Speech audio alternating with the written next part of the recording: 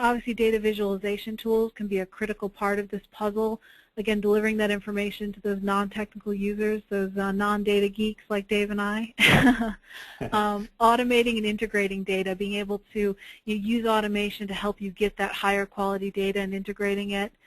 Being able to bring in assessment and performance data, so it's not just again, it's not just sort of things like time and attendance and bodies, but also what are the skills and capabilities, and then also thinking towards predictive analytics, not just looking at what has happened, but being able to make some assumptions and some plans for what can happen into the future. So with that, I know we still have a few minutes left for questions.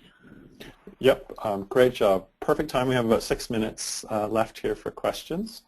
So we can dive in right away. And there are a couple questions in the panel. I'll remind people you can, if you go into your GoToWebinar panel, if you do have any questions, type them in here, and I'll try to get to them as quick as I can, but I don't promise first come, first serve, but it'll help. So there's your incentive to get your questions in right away.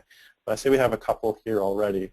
So maybe one I'll ask you even to start with, Molly, is around analytics and planning. Do you have to do analytics first? That seems a fairly common question. See a couple on that. So is it necessary to start with analytics before you really get to planning, or can you dive right ahead into planning without sort of an analytics solution in place?